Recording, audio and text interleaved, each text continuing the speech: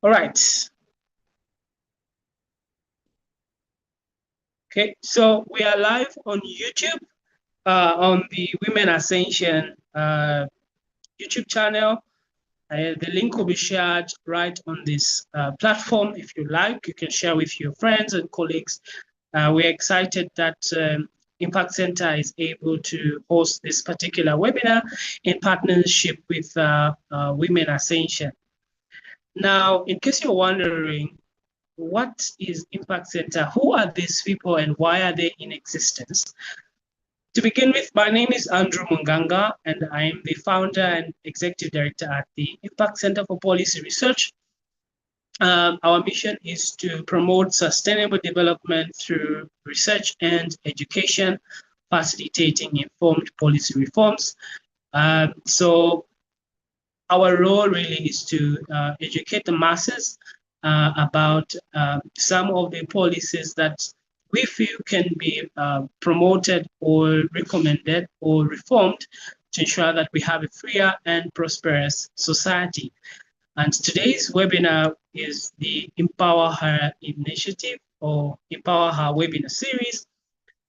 So in Zambia, women actually constitute a slight majority of the population, and yet they face, numerous barriers to owning property, as well as legal frameworks that exist to protect women's rights to land under customary law, looking at the traditional cultural practices, limited legal awareness, economic constraints that often prevent women from owning and controlling property. And so at Impact Center today, we are hosting our very first webinar series on the Empower Her project. And one thing,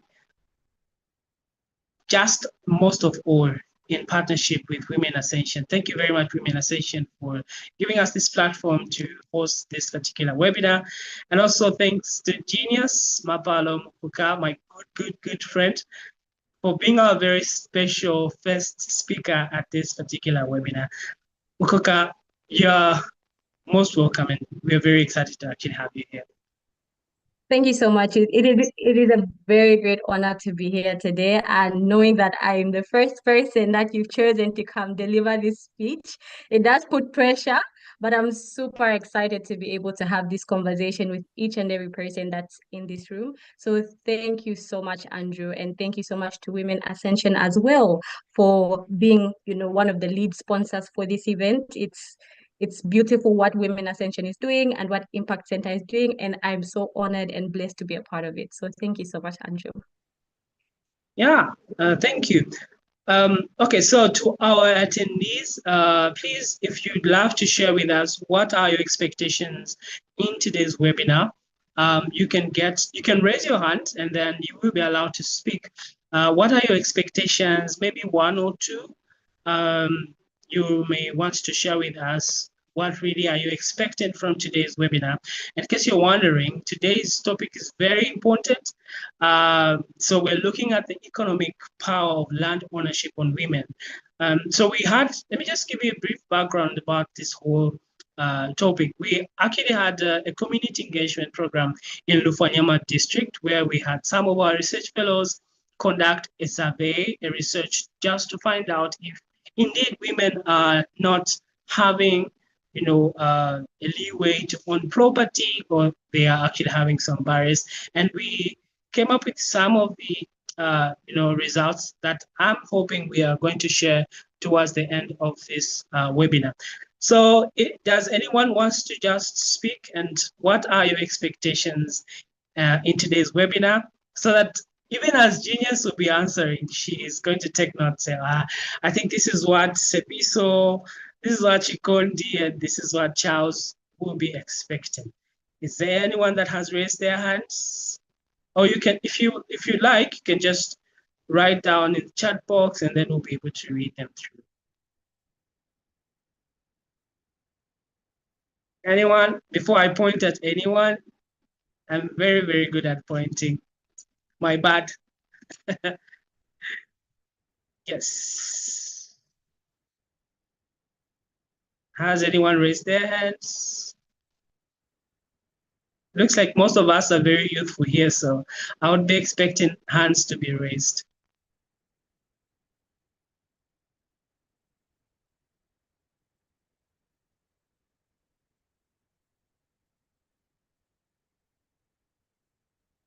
Maybe I'm not seeing anyone. Sepi, so are you seeing anyone raising their hand? I don't think so.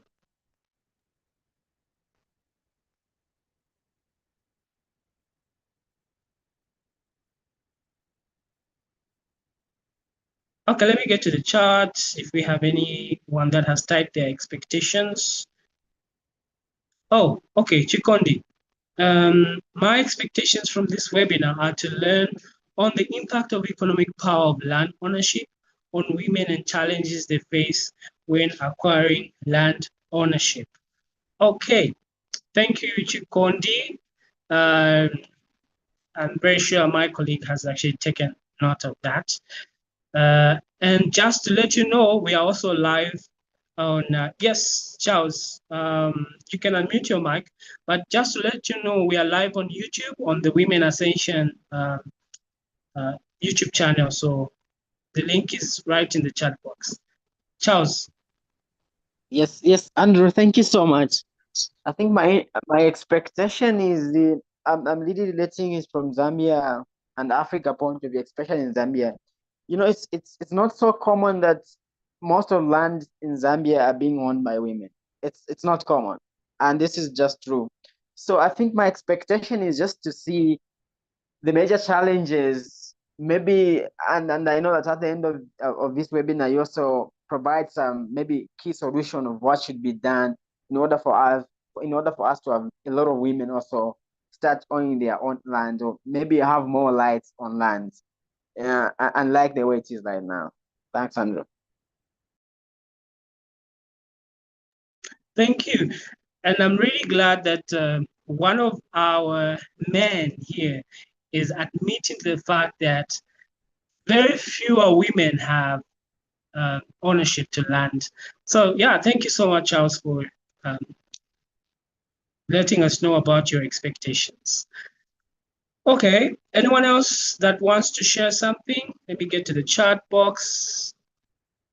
Okay, so Dr. Chulu, I should think this is Genevieve. Yes.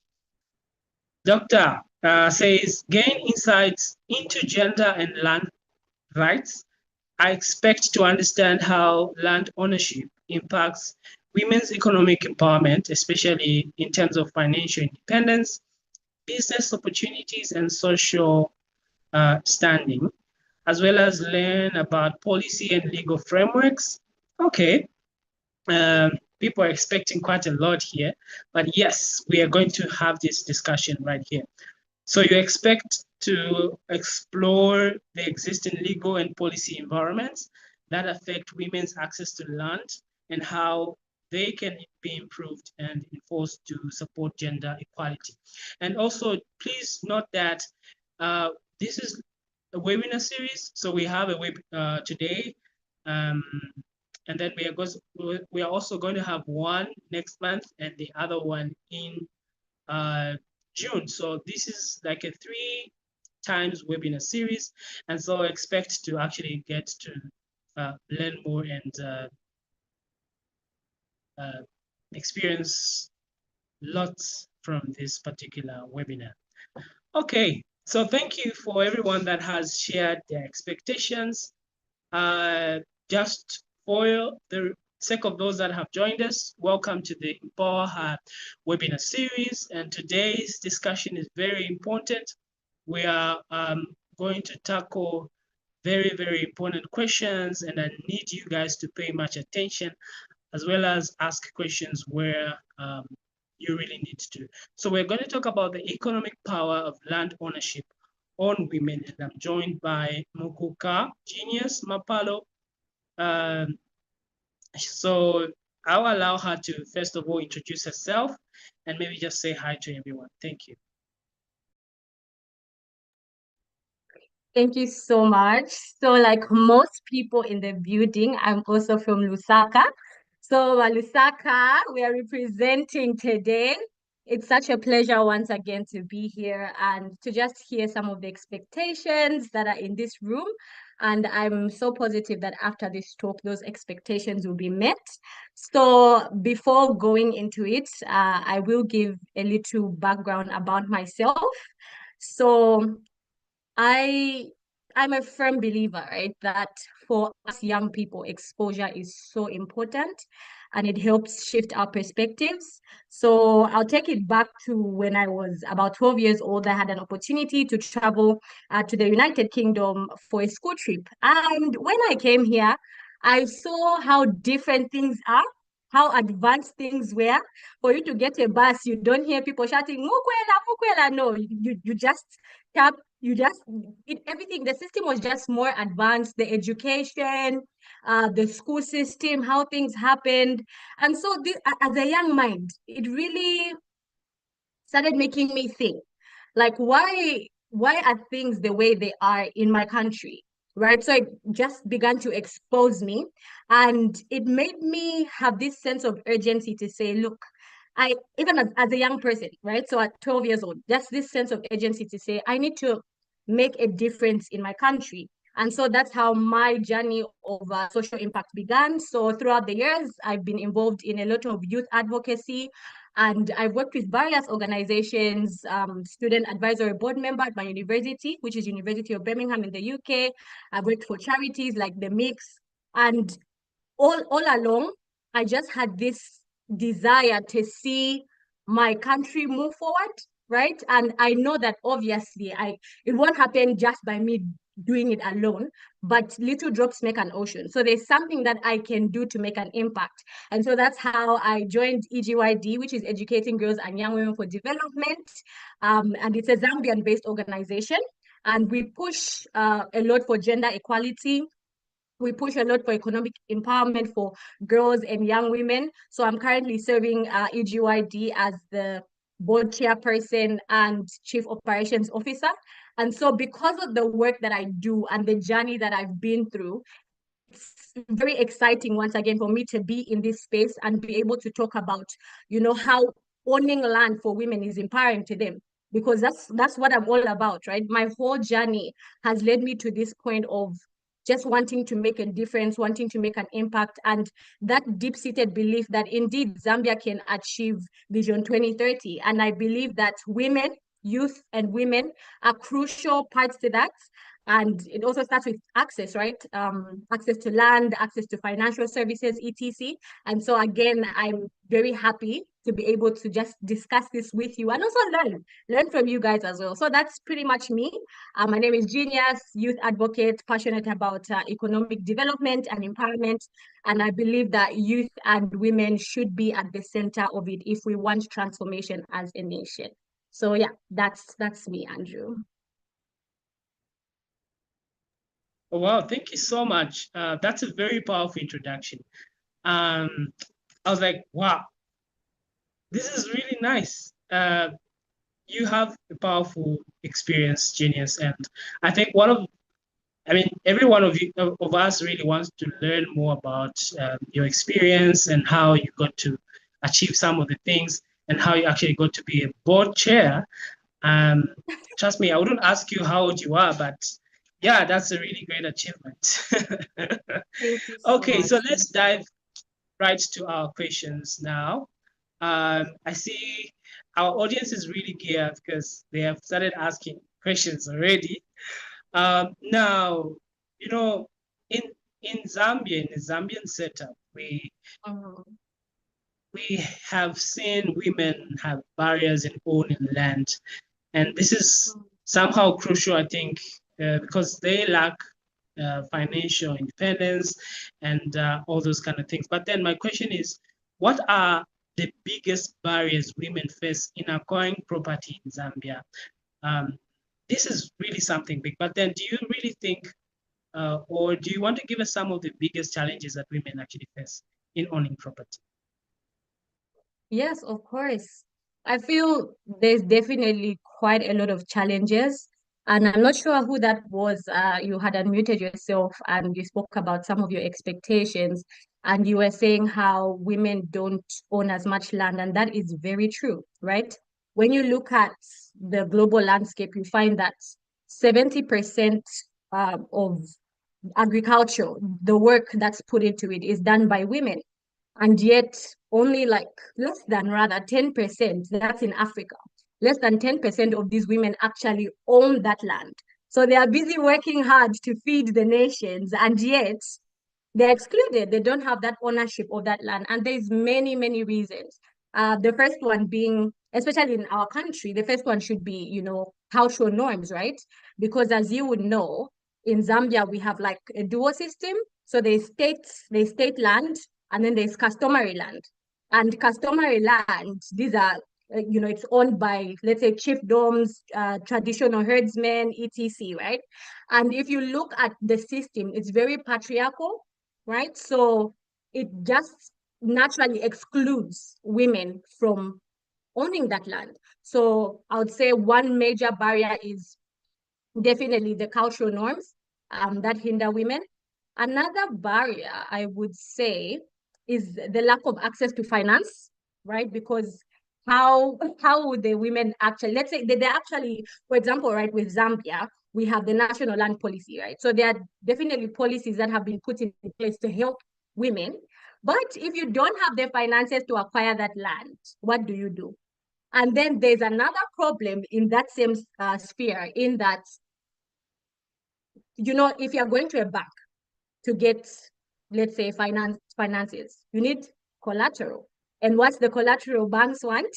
They want land. So you see, it's a cycle, right? It's a cycle that we are seeing, in that the women may not have the capital. And even if they wanted to seek capital from, let's say, banks or financial institutions, they don't have the collateral to back that up as well.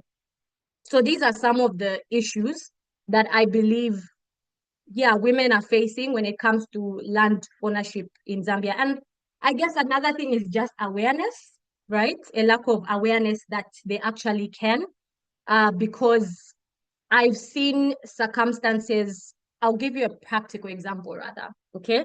So my aunt, someone actually know, my aunt that I pretty much grew up with, when her husband passed, um, you know how it is in Zambia, right? This is again another barrier. When her husband passed, the family decided to come and grab property, okay? And this again, it ties to cultural norms, right? Where they believe, oh, everything is owned by the husband's family. So once you get married, if he's divorced, you have to go back to your people and we'll come and grab the land because it's for our family, it's for the husband side, okay? So they came and tried to grab the property, but she was aware. She was aware of her rights. And because of this, she went to the courts, and in 1 week, everything was resolved. But I also have another close friend who, when her dad died, which was much later than 2015, that's for my aunt, when her dad died, unfortunately, they grabbed all the property. Why? Because her mom may not have been aware. So again, that's a huge barrier. You might have access, you might have the right laws, but if you're unaware, then what happens to you? People say, oh, ignorance is bliss, but it's actually not. Because if you don't know something, then unfortunately, you'll be cut off from the benefits. So I would say cultural norms, lack of access to finance, and I would say lack of awareness are some of the major problems I'm seeing. And I would also love to learn from the audience as well. What do you think are some of those major issues that you feel are hindering women from accessing finance? Please put me in the chat. Would like to know. But yeah, I hope that answers the question, Andrew. Definitely. Thank you so much for sharing with us. Now, you've talked about lack of access to finance. And I think the next question talks about access to finance and ability to access credit and start businesses. Then how does property ownership really enhance women's ability to access credit? Because, yeah, I mean, maybe you will also want to share some of the real life experiences of some women that have successfully leveraged land for their economic empowerment. I think we have quite a number. Maybe you'd love to also share those that you know. And yeah, thank you. Okay, thank you so much. So your question is on how the benefits rather of land ownership for women and how that land ownership can help them to access credit from the banks and also personal experience. So it's a 3-in-1. Okay, so we get a 3-in-1. So what are the benefits? You know, owning a piece of land isn't just about, oh, I have this property. For some, that piece of land can be a form of breaking generational patterns. It can be a form of coming out of poverty. It can be a form of them creating generational wealth as well, right? Because in fact, there's this study rather by the World Bank, and they noted that women that have ownership of land are 3 times more likely to invest in that land. Now, you probably ask why. So picture this, right? If you, let's say, are a farmer, right? Because let's use farming, because remember, majority of women do farming and they don't own land. So if you are a farmer and you have this piece of land, it's not yours. Are you going to invest so much in it, knowing that at any moment the owners might just say, okay, now you have to stop and we have to now get the crops, etc. Whereas if you actually owned that land, you're more likely to invest because you know, even after me, my generations will benefit from this land, right? And so I believe, you know, it's a no-brainer. When you own something, you're more likely to invest in it. And through investing in it, obviously, you get returns, income. And so with food, right, that's national security. Through that land, you can do rental property. Through that land, you can lease out and gain income. So land ownership is such, it's so underrated, but it's very important. So I'm a believer, right? And even the Bible says the wise man leaves an inheritance for his children's children. And what inheritance is this? Guys, if you really think about it, it's land, because land is there to stay. And the good part is land also rises in value. So even over the years, it will keep rising in value. So it's so important. And what I've seen, even through studies, you find that women that own land, they invest back in their children. They invest back in their children's health, in their children's education. And I will give a practical example of it. But all this is just to say it's so important for women to own land because of that financial security. When you look at cases, for example, like gender-based violence, some women feel trapped, okay? They don't own land, they feel trapped, they're not financially free, they're not financially independent. And so they end up staying in these toxic situations and, you know, entertaining abuse. Whereas, let's say you're a landowner, you're earning money through your land. If this man tries to hit you, you're leaving that situation because you're financially independent, right? So these are, it's so important. It goes beyond just, you know, feeding yourselves. Also just that freedom that you have. And think about it, the psychological shift that happens to a woman who owns land. You can walk into a bank freely. You can walk into meetings and boardrooms. You have like decision-making power, right? Because of that ownership. So these are some of the reasons why I believe it's so important for women to own that land. And then I believe you asked for a practical example. So again, I'm going to point you back to my aunt because they're closest to me. And then obviously I'll take it to the national level. But I'll start from home, right? So my aunt, like I said, she is a house help, but for me, she's more than that now. So I've known her since I was born. And so her husband died 2015. She managed to get the land, and then she moved out and started renting out that property.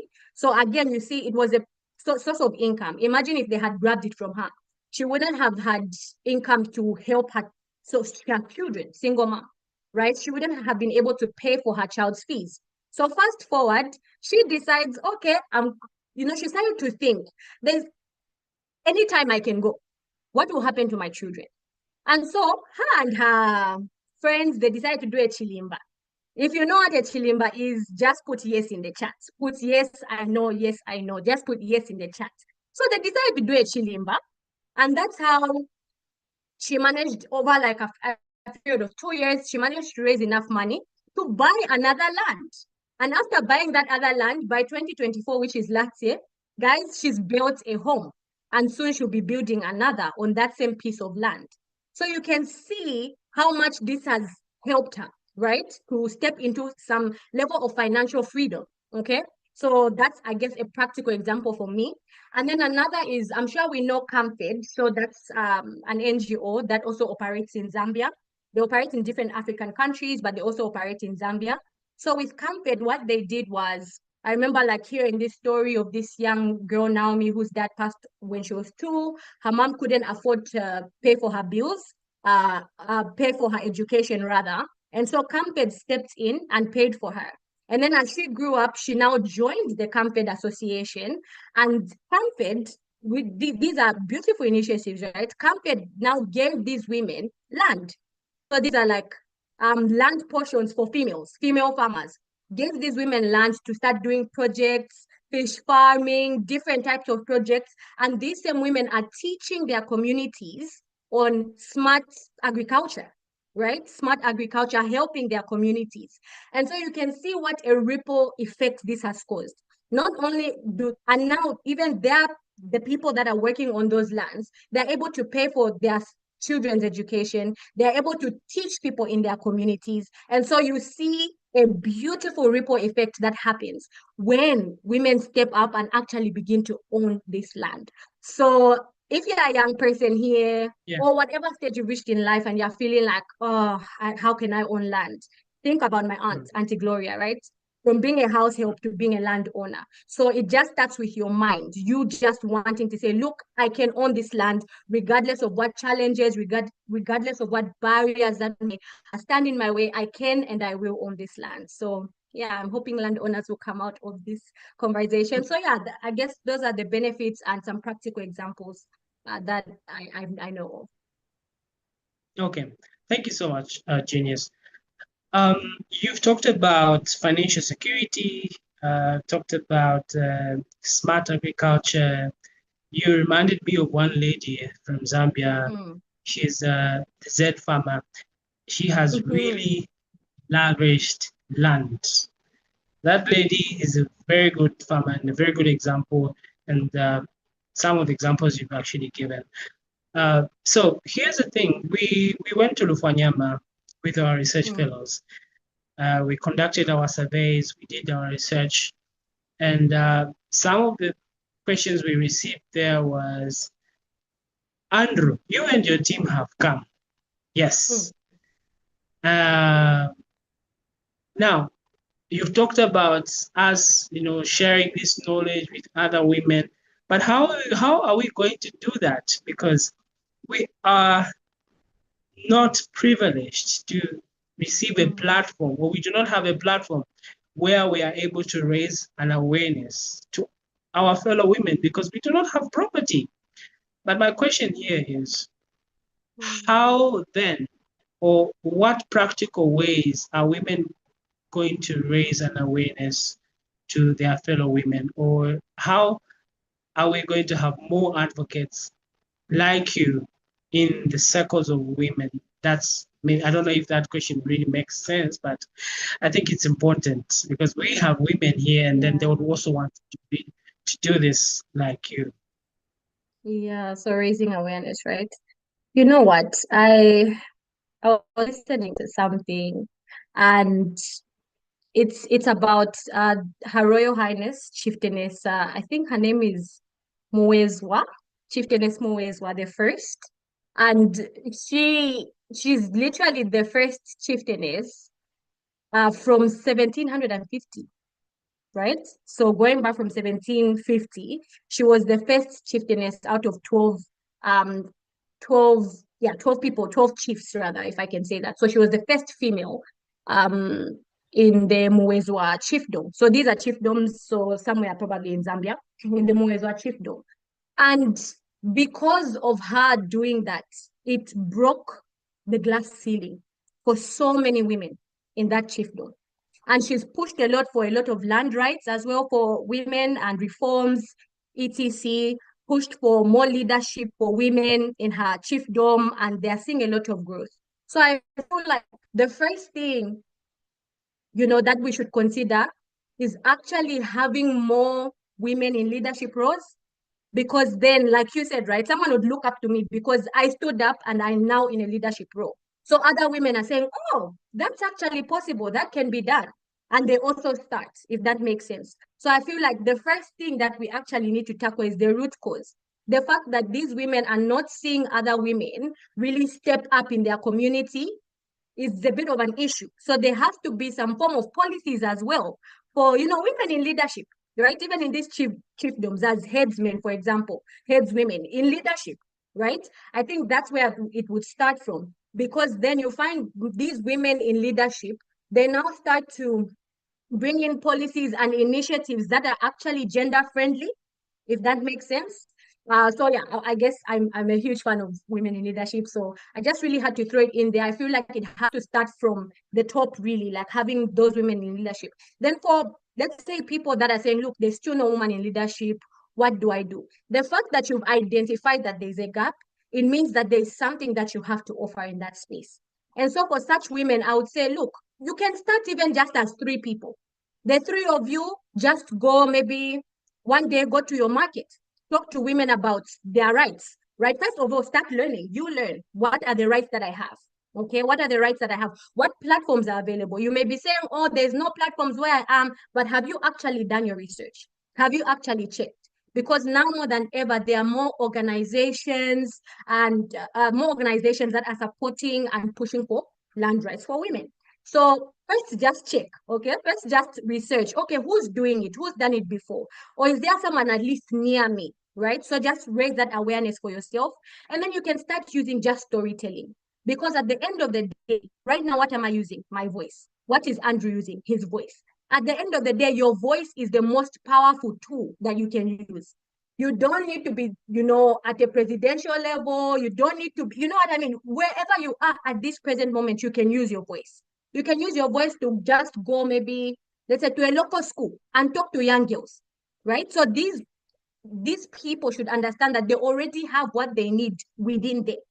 Whatever they have right now is enough for them to begin to cause change in their communities. So they should start using their voice to tell stories, right? Find people in your community. Oh, what you experience with rights for women, right? Come, share your story. We've gathered this amount of people. Let's share our stories. And I feel like that's where we can start, right? Because it all starts by a change in story. That's when we see a change in our world. So once the narrative is beginning to change just by you going out and encouraging other women, or letting other women know how you managed to do it, or letting other women know how you failed, but there's another way, that's going to be helpful. So I feel like for those people, they should realize that whatever they have right now is actually enough. So they should start using their voice to speak up, because at the end of the day, no one is coming to save them.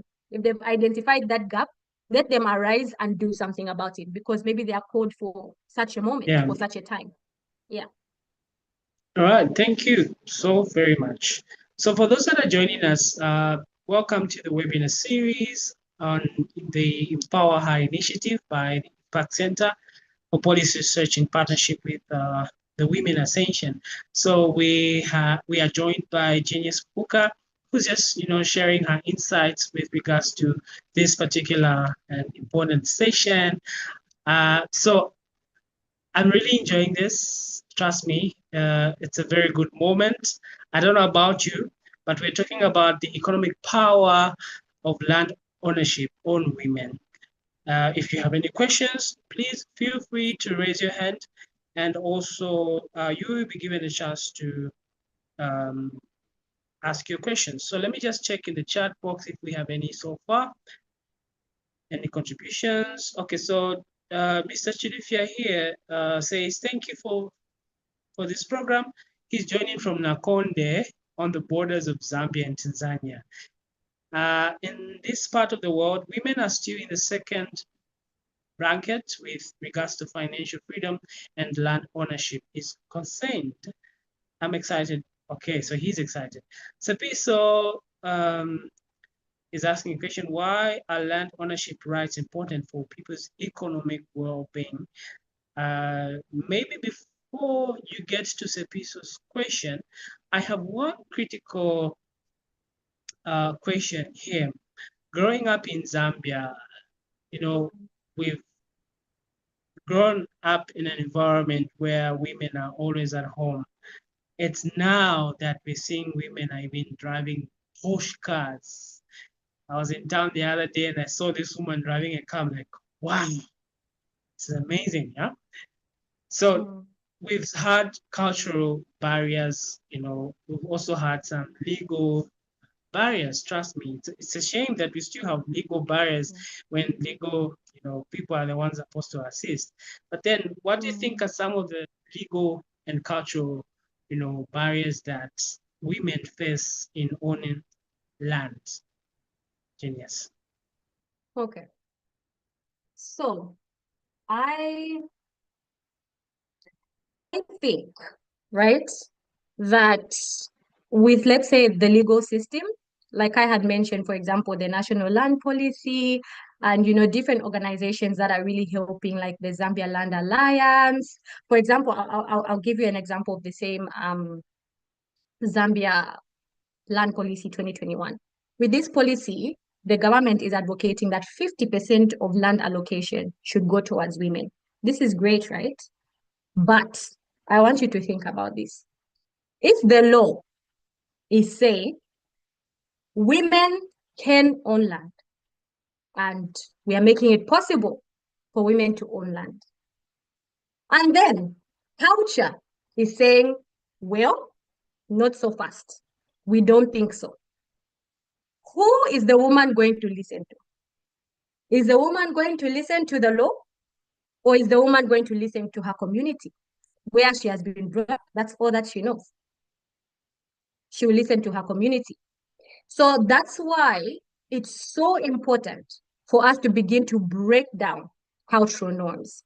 So what are some of these cultural, you know, challenges or barriers that are there? Number one, remember, like I said, 80%, about 80% or more of land in Zambia is customary land. And with the customary system, this is a patriarchal system, right? Where inheritance, it's the men. That's why if you're just having girls, they can tell you, leave this house. You know, they want men because they know that the inheritance will go to the man. And so we have to first start there, right? By making people realize, you know, sensitizing them to say, no, even the woman can do it. Because, you know, in some cultures, you find women even saying, no, land is not for us women, it's for men. Right? Because that's how they were brought up. Then now you look at, again, with the cultural norms, you look at gender biases, right? There's a bias. Women, they can't drive such cars. Women can't own such land. You get what I mean? Women don't have, they don't know how to manage land. That's just a bias. Because think about it. If 70% of the women are the people, right, that are actually farming and producing the agriculture on that land, it shows you that we are well able. So that's another gender bias. Then community backlash. I don't know how many ladies have experienced this where they'll tell you, no, if you're too independent, no man will want you. They won't want you. You're disrespectful because you have the money, because you're financially free, because you own land. You know, you don't know you know what I mean? Even at a young age as a youth, if you're a young girl, you just got it through dubious means. You know what I mean? That community backlash that stops people. And it's really sad because it's engraved in the minds of women. There's this program that they were doing with USAID, for example, in Zambia, for land documentation, where they now wanted women to be enlisted in the certificate, okay? And they found that some women were actually refusing. They were saying, no, we don't want to be added to the list of those certificates. So the law is there. But because of this mentality, this mindset that they've had due to cultural norms, they can't access it. And obviously, the same USAID guys, they started doing training for women in leadership, you know, letting them know about gender norms and all this. And that's what helped, right? It helped, and more women started to enlist. So you've seen how crazy these cultural norms can be, right? It's so psychological, and change won't happen over time. It won't happen in one night, rather, overnight. It's going to take time. It's going to take a lot of training. It's going to take awareness campaigns. It's going to take, you know, letting women know that it's okay to own land. It's okay to have ownership, right? So I feel like those are some of the cultural challenges, norms and challenges that are there. then legally, I feel, it's one thing to say this is the law, this is what's there. But it's another thing for you to start enacting it and ensuring that people have access, right? You can say, for example, a CDF that was given, but is it that not many people, there are some people that may not have had access.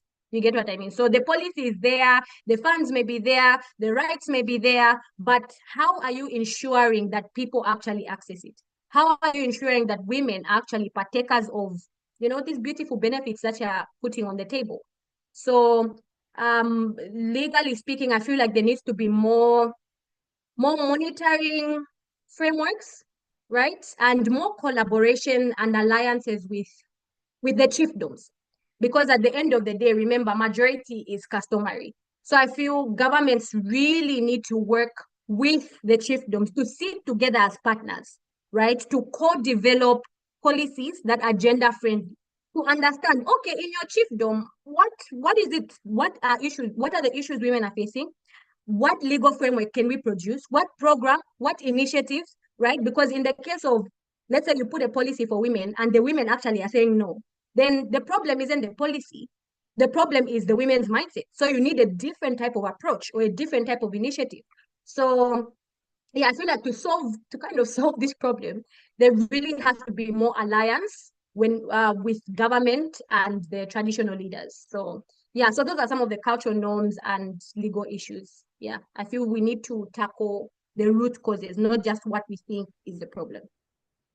Yeah, very interesting points, Genius. So I'll allow the audience now to just ask questions. I know we have some in the chat, but if you want to speak, I'll call upon Dr. Chilufya, then Saviso. I think you guys have some questions in the chat. So Doc Chilufya, Bruno Chilufya, no buts. Allow me to mention all your full names probably. You would want to ask your questions.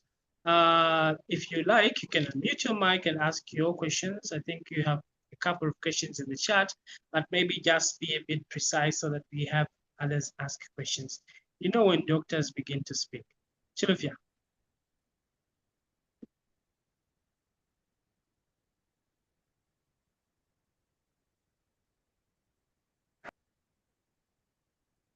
Oh, I think we lost him. I can't see him anymore. Okay. Yeah, I think we lost him. I think I can answer. How does culture constrain women from owning land? I think I've pointed out some of them, right? So the actual system, gender biases and backlash from the community. And he asked if it's only customary land. When you look at things like mindset, for example, even if it was state land, because of the mindset that you have, you wouldn't want to get the land, right? But I think there's been a lot of improvements, honestly, because, coming to this platform, I decided to reach out to a couple of women that I know. And I was asking them, oh, how is the land situation? Are you able to easily access land? And most of them were like, yeah, it's so easy. I don't know if it's because they're in in Lusaka, in the capital city, and maybe it's difficult for people in the rural areas, but I guess that's how it is, right? Because people in the capital city, for example, um, they are more informed, they are more aware, they know where to go, right? So I guess it would be easier for them. So the challenge is, those people um, that don't really have access to the information, they don't really know about the policies that are there, they don't really know about the help that they can get. So I guess awareness is a really, really huge thing. So no, I don't think it's only about customary land. I think that there's definitely more to it. And I just saw Sepiso put in a lot of frameworks that are there, legal provisions to support women's rights in the chat. And these are so helpful. So thank you so much. I'm sure you guys can like screenshot it and use this information. Yeah. So I hope that kind of answers Doc's question. Yeah. All right, thank you. Okay, Inonge's hand was raised. Inonge, you can unmute your mic and ask your question or pass your contribution. Hello, can everyone hear me? Yes. Hello? we can. Hello? Yes. Yes, no, I'm glad that Genius spoke on that contribution of sometimes like it is that root cause of sometimes the mentality as well. Because I am very grateful to see like the acts and everything and having like all these laws being put in place. However, there is also like this shame that is put on women and like this feel of exile and everything of like, oh, but that's for a man. Why would you do that? And like sometimes even the smallest thing, not land is even the bigger aspect. Sometimes there's smaller things too. So I'm very grateful because I was sitting here, I'm just like, this sounds great. But then Genius contributed. I'm like, yes, but we also have to think of this perspective as well that could be affecting women, that mentality. It's like it's good to speak as other women to other women, but when their ears are closed and it falls on fallen ears, it's hard to then spread that word and that have that knowledge. So I'm just glad for that contribution because it made me not feel like I have that mindset by myself. So I'm very thankful to Genius for like sharing that contribution as well. And yes. Thank All you right. so much. Thank you. Thank you so much. Yeah, that is so important. And that's why I really love, for example, I feel like like in the financial sector, they're definitely making, some progress. I know that there's definitely a lot that they can do to make things better, but they're really making progress in educating people.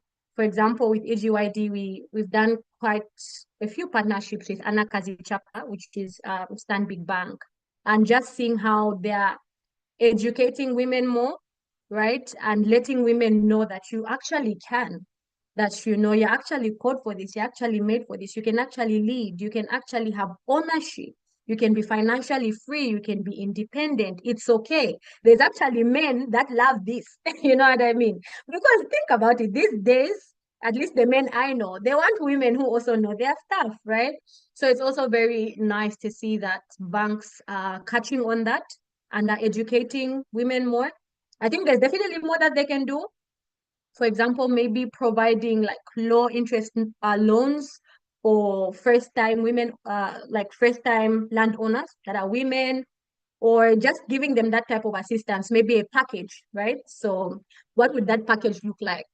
I think packages where they get to give the loan, but they also get to train the woman, right? On, okay, this is, a few things that you can do. Let's say farming again. I'm using farming because, it's the high one. So the one with the high numbers that we know, right? So, give them access to that land, but also provide equipment, provide training, because sometimes it's just psychological. So provide that training and yeah, just help them along their journey. I think banks can, add that flair in the help that they provide, and obviously financial services tailored to women. I'm sorry, I just had to add that there because I'm such Yeah, a huge fan of financial literacy and financial independence. So yeah. definitely. So Yeah, thank you so definitely. much, Thank you Inonge, for so that much. contribution. Yeah. Thanks, Genius and Inonge. Okay, Dr. Chinufia is back and he's raising his hand. Please pass your contribution and question. Thank you.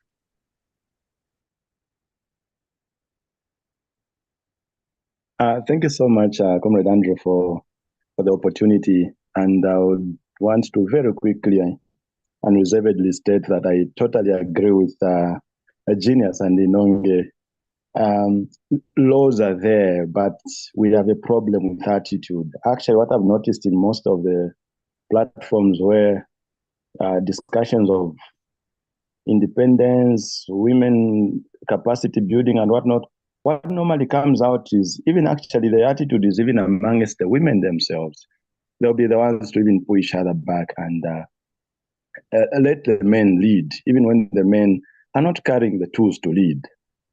I mentioned that where I am, the part of the world where I am, I'm in a place that is on the borderline, Zambia and Tanzania. And the tradition between the two countries in this part of the country, the part of Zambia and the part of Tanzania on the other side, they're actually the same people, just divided by the border. And you would see the similarity in the culture in terms of land ownership. In as much as the traditional leadership is predominantly women, you would still find men in the ownership of land. Personally, I don't know if I should call it as a beneficiary. Personally, I've benefited from a a land wrangle where a woman was selling off parcels of land for fear that since she's a single woman, her children may not benefit had she had died before they grow up. She sold off her land parcels so that she can go and buy elsewhere, so that those now can be in her name, not whereby, because what used to happen was that her parent, the father, owned a huge chunk of land in the CBD of our district. But the young brother took over by sharing them few small parcels of land. Then she was like, these lands I do not have papers for. I was just given by my uncle. If I died today, my uncle still owns this land. He will pick it up, and my children will not benefit. So she sold off everything so that she can now go and buy elsewhere where that land will be in her direct name. Now you can see that. That is not in a very deep village. It's within town. Where women, yet the young brother has no fear of selling his land because for him it's a birthright. I agree we need to change the narrative culturally and legally, in as much as we have all these provisions, and I like it that someone has shared those provisions. Very good provisions. But I think we are a people that is still on the crossroads. He doesn't know which ones to follow. Should we follow cultural norms or should we follow legal provisions? And legal provisions only apply when people are educated, when people are enlightened, when people are able to walk into the corridors of the courts, the councils. But when you left, and these land issues, especially customary issues, they are solved in rural areas. There are no courts there. It's the wise one suggesting, I know, if the way we are, mwetinkalira kuno, na land ni yawa muna. Iwa mukazi uchita chane chane. Enda ukwatiliwe, the man you get married to will give you land. Go and give us male children.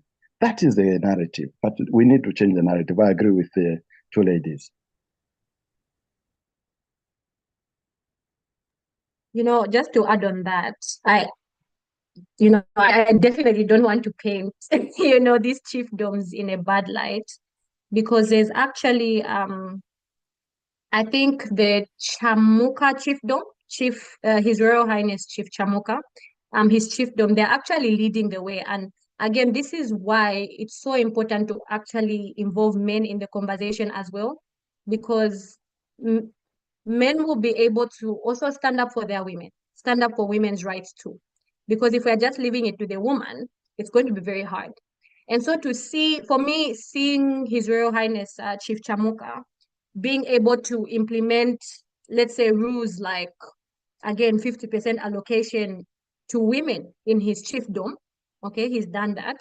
And then also putting in a mandatory, it's mandatory, let's say if you're married, it's mandatory for you to do joint registration for the certificate of the land in his chiefdom. So imagine if over 288 of those chiefdoms, that's what happened, right? That you actually get to register with your spouse. So that land is in both of your names. So that if you pass, you're not worried to say, oh, I have to sell this land, then get a new land that's in my name. No, you don't have to worry about that because it's registered jointly in both your names. So to see, such men, these are real men. These are real men who are leading, the forefront of gender equality and making space for women to thrive and shine. So yeah, it's very unfortunate, to hear that women have to go through all that just to get the land in their own name. But I will say I'm also seeing, a bit of change. And like I said, the change won't happen overnight. But at least, the change we're seeing, let's celebrate it and let's call for this to be implemented on a larger scale. Yeah. I'll have to cut you short. Yes, sorry. yes. Okay, so if we have any other participants that would want to share, their experience and maybe contribute something, ask a question, we have a few minutes remaining, please do so. You can just raise your hand, then we'll allow you to speak. I've seen a question before we get to the last. Okay. By Selinensaka. I hope I pronounced it well. And Yes. okay, I'll just read. I believe raising awareness and having women in leadership is one thing. For those without the capacity, those without the funds, how would you plan to help them? Because hearing a story, yes, will inspire, but seeing what you're saying being implemented is what will inspire them more and actually help. How best would you push to actually have the funds raised? That is what will help them. Waiting on the government is a long-term plan. Why not start to push without waiting on them? Let them see how serious you are about the issue and force them into looking into the issue, obviously in a civil manner. Again, remember the story that I gave at the beginning. My aunt, if she was waiting for the government, right now she would not be a landowner. But she took it upon herself. That's why you have to be hungry, right? Yeah, definitely right. The government, if we wait and wait and wait, how are we going to raise those funds, right? So with my aunt, she just decided, look, there's chilimba. Let me do so instead of using this chilimba and wasting it on liabilities, I'm going to save this so that I'm able to invest it in land. So it was up to her. So at the end of the day, it's up to you as an individual. That's why, again, you have to raise awareness and let the women know that you can do this. If you really have that desire, you can find ways to raise those funds. And again, there's definitely, like, for example, certain banks these days that are helping women and organizations as well that have created funds for women. So it's more about just Googling and trying to find out, okay, who is supporting my cause? Who is supporting my mission? Look at Camped, for example, right? They gave this land for free to these women to do their thing, right? So you have to just look. If you're really hungry and desperate, trust me, where there's a will, there's a way. So I guess just encouraging these women to just step up and take ownership of their own lives and find a way. Trust me, women, I can't lie, we find our way. If we want something, we find our way to get it done. So I guess it starts with the person, like how hungry are they to actually raise those funds. But trust me, I also do understand like the difficulty and the challenges that are there. I'm not discrediting that. I understand the barriers that are there. But like I said, they should seek help, right? There are different organizations that can even offer advice on where they can get these funds from. So I hope that kind of answers your question. Thank you. We've gone time. Time is so jealous. So many things that we love to discuss right now. And this has really been an interesting session. My last question to you, Mukuka, probably you'd want to answer this one precisely. What then are the next steps? Yes, you've talked about all this. You've talked about some of the steps in your responses, women's attitudes, policies that are not favorable, cultural norms, and all those kind of things. What then should we do? I'm here seated. I don't know what to do. There's a woman there. She doesn't know what to do. There's a policymaker there who's waiting to listen to you. What should be done? I think, now there's a lot of scenarios that you painted. So I'm not sure who you want me to address. But let's say I'll just address people in this room. What should be done? Now that you know what you know. First of all, if you're a woman that is looking to own land, I guess it starts with the mind, right? It starts there, you understanding or you having that mindset of, look, I can be a landowner. I will be a landowner, right? You've now seen that there's so many provisions for you. All you have to do is go out there and be more aware. Just sit down one day, one evening, do a search. What's available for me that I can take advantage of today, right? For example, the person who wanted funds, sit down. What organizations, right, are making funds available for people like me? And if you're a man, stand up for women. Stand up for women. When you're seeing injustice, stand up for them. Use your voice, right? Whether you're a man or a woman, use your voice. Talk about land rights for women. Talk about the importance of it. Encourage your aunties. Encourage your uncles, right? So I think, number one, if you are wanting to own land, first just have that mindset that you can. Whether you're a man, whether you're a woman, you can own that land. And then raise awareness. What policies are there, right? Because this was just a short chat. There's no way that we could go in depth. But what policies are there? What organizations are there to help me? and just come up with a roadmap. This is how I'm going to do what I'm going to do, right? I gave you an example of my aunt. She just came up with a roadmap and she wasn't waiting for some miracle from heaven. She just started. She just hit the ball rolling. So if you're wanting to own land, make that roadmap. But if you're wanting to become more of a voice, right? Like the people that you mentioned, Andrew, more of a voice, make a plan to say, how am I going to use what I have now to be able to raise more awareness, to be able to be a blessing in this space, to be able to change narratives. I don't like what I'm seeing around me. How can I use what I have now, what I know now, to be able to effect change in my community? Because at the end of the day, if it's going to be, it's up to you. It's up to you to take the stand and say, look, I want things to be done differently. And again, let's say for someone like Inonge, if you're a woman and you've realized, oh, I didn't realize that I had these limiting beliefs. Sit down and write, what are my limiting beliefs? And then get rid of them. As simple as that. You just have to get rid of them and tell yourself, let me replace this with a truth, right? A truth that I can be a landowner, a truth that I am a blessing to my nation, a truth that I can contribute to Zambia's Vision 2030, a truth that I can overcome any barrier that comes my way.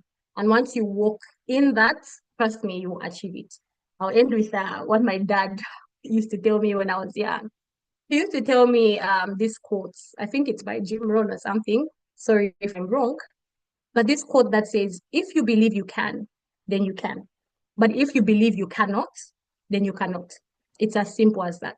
So as you go today, it's all about what you believe. Do you believe you can own land? Then you can. Do you believe you can't? Unfortunately, you can't. So yeah, I'll end with that.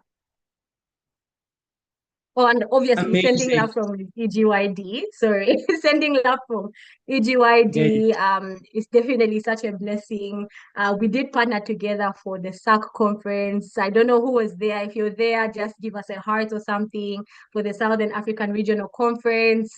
Andrew, you outdid yourself. You outdid yourself.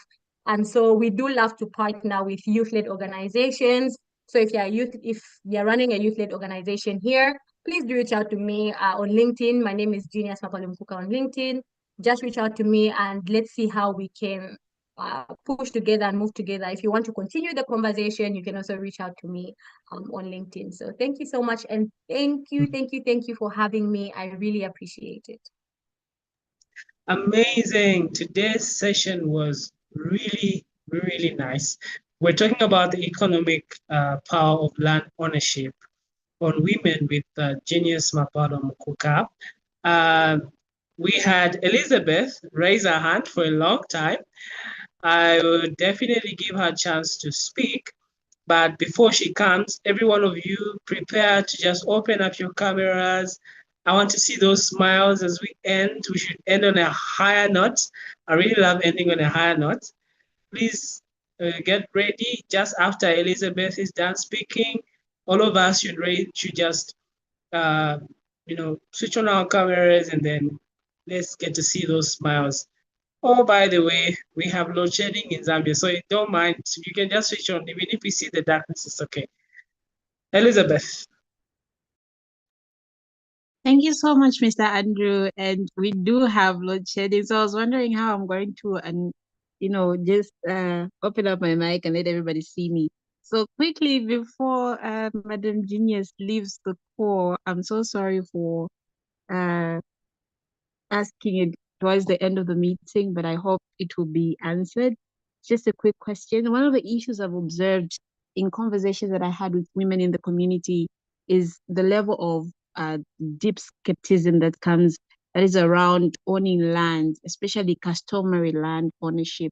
Because many women feel that even if they are allocated land through traditional authorities, through the chiefs, it holds little weight, especially when someone with more resources comes in and acquires land, a title under statutory law. This is a perception that not only discourages the women from purchasing land under customary tenure, but also limits their willingness to invest in or defend that land, especially maybe if they got it from their families, because we have people who have been displaced from land that they owned as a family, you know, that was passed down from generation to generation, because somebody who has more resources bought the land from the council under statutory law, and then, you know, they now possess that land, and that family is now displaced and given a smaller portion of land. If we look back, we hear such stories being published in the newspapers. So my question really is, given this reality, how can we bridge the gap between customary and statutory system so that we are sure that women have their rights to land, regardless of the tenure that they hold, whether it's customary or statutory, and we make sure that they are protected and also respected? This not only centered on women, but also men who acquire land under customary law, and they don't have somebody who has purchased it under statutory law repossess the land because they feel, you know, they have more rights as compared to people who have it under customary law. Thank you. Thank you so much, Elizabeth. This is definitely such a beautiful question. And it reminds me of what I had mentioned to say, because majority of the land, unfortunately, is under customary land. Governments really need to sit down with the chiefs to come up with better policies, right? And I guess it also starts with us as youth, because remember, we have so much power as young people.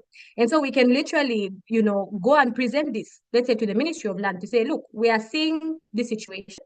These are the struggles that women are facing. We would like dialogue. What we would like to see dialogue between government and the chiefs on how we can bridge this and come up with, let's say, a policy to protect such women, right? For us to push for such things. I think that could be a beautiful suggestion, Andrew, right? With Impact Center, maybe you can come up with a policy framework and take it, right, to the ministry and say, look, these are some of the challenges. How can this be solved? But I will say, so even in the past with customary land, let's say, there was also a lack of mapping, right? So land mapping. And now things have been changed, especially I think in the past 3 years, I think starting from somewhere 2021, a lot of things have started to change in the system. For example, with many chiefdoms, they have what is known as a traditional land holding certificate. Okay, so this allows you, once you gain access to that customary land, it allows you to have that certificate and say, yes, this is actually my land. Then from there, obviously, you can now go process with government, get your title deed. But that certificate alone, it provides a lot of security. And there have been many cases as well where women, let's say, women have shared the benefit of that certificate, of that traditional holding certificate, land holding certificate. So I hope you'd be pleased at least with that small effort that has been put, and you can make more women aware of such certificates so that they can, you know, go through their chiefdom and ensure they have that. And then from there, they can now start pushing to get an actual title deed for that land. So it's definitely going to be a long process. But if we as young people, you know, it's good that we are in these spaces. It's good that we are thinking this way. If we as young people come together and challenge the government to say, these are the issues, how do we change them? Then our nation is in safe hands.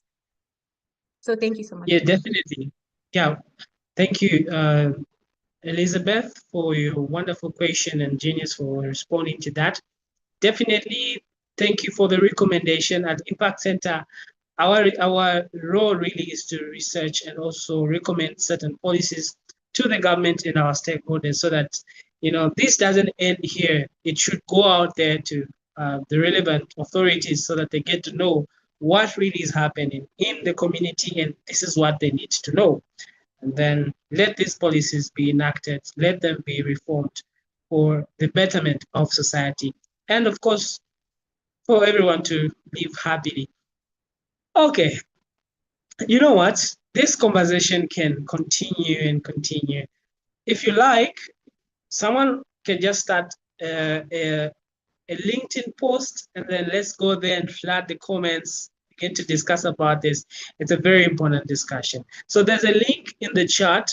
Please click on that link, and then we would really love to have the feedback from you. You know, go to our go to the Women Ascension YouTube channel, comment there, like, go to Facebook, LinkedIn, Instagram, check for Women Ascension. These are really wonderful people. I'm telling you, they are really wonderful people. All the way from Pakistan, they are able to assist, you know, a youth-led organization like Impact Center in Zambia. So that's really a wonderful thing that we really want to appreciate Women Ascension.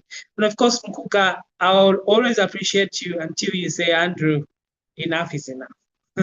But thank you so much to our attendees as well. Thank you for finding time and for being so consistent and for your contributions. From today, we meet next time. I will not announce our guest next, here, the next guest on this call, because I will spoil the fun, but I'll keep it within me until